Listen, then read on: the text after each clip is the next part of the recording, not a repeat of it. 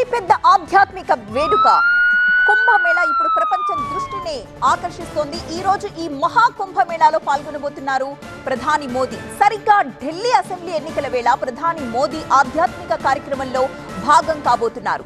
ఉత్తరప్రదేశ్ ప్రయాగ్రాజ్ లో జరుగుతున్న ఈ మహా కుంభమేళాకు హాజరు కాబోతున్నారు ప్రధాని. మరి కాసేపట్లోనే ప్రయాగ్రాజ్ ఎయిర్పోర్ట్ కు చేరుకుంటారు. అక్కడి నుంచి ఉదయం 10:45 అరైల్ ఘాట్ కి చేరుకుంటారు. అరైల్ ఘాట్ నుంచి బోట్ లో ప్రయాణించి మహా కుంభమేళా జరుగుతున్న ప్రాంతానికి చేరుకోబోతున్నారు ప్రధాని. ఇక ఉదయం 11 గంటల నుంచి 11:30 గంటల మధ్య గంగా, యమున, సరస్వతి త్రివేణి సంగమంలో ప్రధాని మోదీ పుణ్య స్నానం ఆచరిస్తారు. తిరిగి 11:45 బోట్ లో ఆ ప్రాంతం నుంచి అరైల్ ఘాట్ కి వెళ్లబోతున్నారు.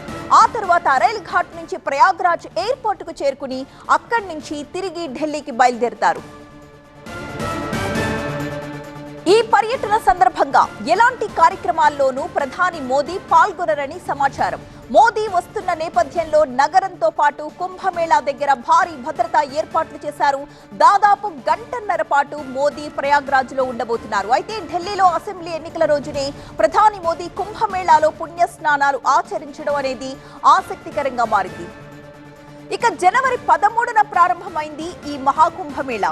ఈ నెల 26న మహాశివరాత్రి రోజుతో ముగుస్తుంది.